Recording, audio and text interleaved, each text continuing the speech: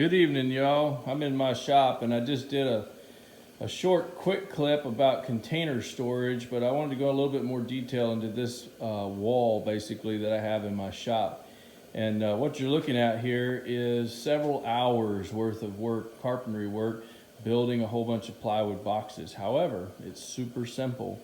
As they say, even a caveman could do this. But either way, all this is a bunch of BC plywood. I ripped it into strips, and hopefully you can see this in the picture. I'll get up here a little bit closer. But basically, I built a cabinet that goes from here to here with shelves built in, and they're dadoed in, or actually rabbited in right here. And so there's a routed rabbet every 6 inches, 7 inches, something like that. And so I found these inexpensive Sterilite containers with lids that are super easy to slide in and out, to almost use like drawers. And so I was able to put 2 of those, or 1 of these larger boxes like this, in one hole, but all the holes on here are made the same on this entire cabinet. And so I actually made them 8 feet tall because plywood was 8 foot long, and then made them about 20 inches wide or so each, so they would accommodate these 16 or 17 inch wide boxes. When I got done with that, I had plenty of extra spaces, and so I ended up sliding in some, containers like that of the biscuit joints. Down there's a cordless framing gun, and then there's some incidentals that end up on a shelf, some other containers. But what's great about these Sterilite type containers is they'll hold just about anything. I mean, that one's got a couple of rolls of duct tape, some blue tape, a bunch of extra batteries. There's some dust mask, and what's not really nice, you can see right through them and see what's in there without really having to label anything, because you can see what's in the box. And so I've got, they're not super huge containers, but as you can tell, there's belt sander belts in there, some wooden knobs, all these different things will hide in there really easily, and but I can see them, and so you don't get them lost in the back of a drawer or inside of a really deep container somewhere. These smaller black and yellow hardware type ones, I'll show you the inside of this one I've got opened up here. What's great about these is all these containers will come out, and so I can slide the bin out, take one container over to my shop table if I want to, or I can take the entire container real easily over to the shop table and change between different bits and drill bits. This is actually one that's fixed to go to the job site with us, and so I'm all the time, it's actually pretty scratched up and beat up.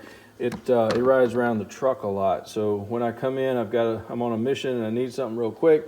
I'll come in, I'll grab that box. That's one of my favorite boxes, and then this one right below it, which if you look inside, is full of screws of all different kinds. So I'll pick up one with screws. I've got another one down there with a mixture of nails of all kinds, and then all these bits. And then I'll swing over here and I'll grab an impact or a screw gun. And then there's my battery chargers. I've got all kinds of extra batteries stockpiled up that are all charged. And so if they're over here, they're charged. If they're here, they're either on the charger or getting there. And so everything is organized. There's a plug-in strip back there, and then all these screw guns, if there's a battery in them, they are fully charged. I hate to put a drill up that's got a nearly dead battery, because when I'm in a hurry or an emergency or something, I want to be able to grab my tools and go. These are actually not in the middle of my shop. I don't know if y'all can see, but the shop is about 48 feet long, and so they're all the way to one end of the shop, but they're in the end of the shop that I'm generally doing assembly work, and that was important to me. So my chop saw is down here. That's a mortar saw and a dovetail machine and a lathe and a drill press, and then there's a bandsaw and some sander. But this giant table is in the middle of the room, is actually the outfeed for my table saw. So having all this storage down here on the far end of the shop, where we're doing most of our assembly, is really helpful with regards to all these power tools that live here in the shop. I have a separate tool room, and the tool room has the tools that go out to the job sites. These are just tools that stay here, generally always in my shop, or that are for my personal use at the farm and on the weekends and when everybody else is away. I don't have to go digging through a tool room or through tool trailers on a job to find something to work with here on the farm. And so I've got a selection of sanders and cordless tools and nail guns, and of course routers of all kinds and sanders. There's extra skill saws. I've got impact drills and other skill saws, cordless tools. There's a few bins down here that I call my project bins. Every time I come up with a little idea that I want to work on something, I'll go buy the stuff for it, and then it ends up down here in waiting. It's kind of like having a project that just speaks to you every time you walk in the door. Up top, those black boxes are all bandsaw blades that I have for both of my bandsaws. And then we've got a bunch of Mafell timber framing tools and some extra Fest tool boxes and Milwaukee boxes, that kind of stuff up top.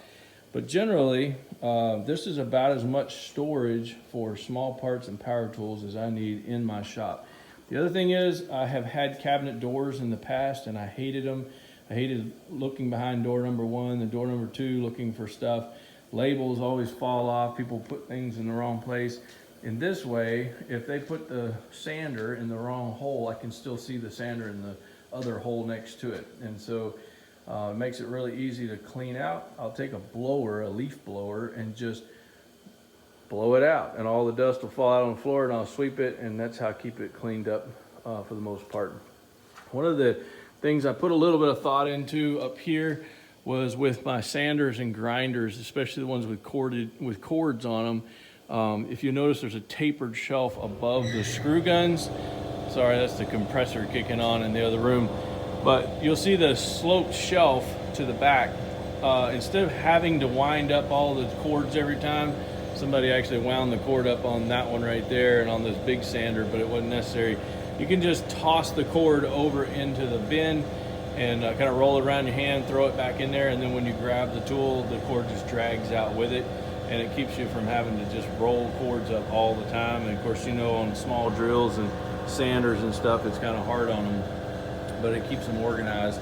I've got my mortising machine set up right here in the front because of the left and right outfeed. It just fit perfect there, and I've got it plugged in and I can use it. I don't use my mortiser as much as I would like to.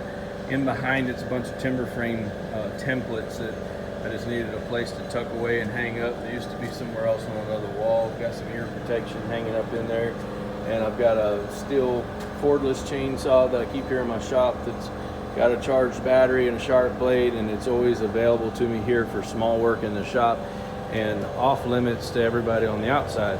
So it's kind of a hobby saw, but it works really well for me. There's a little bit other storage for just some canned goods and stuff above the chop saw that I keep in here in immediate use. We've got an entire room in our mechanic shop with nothing but bottled goods and things we don't want to freeze.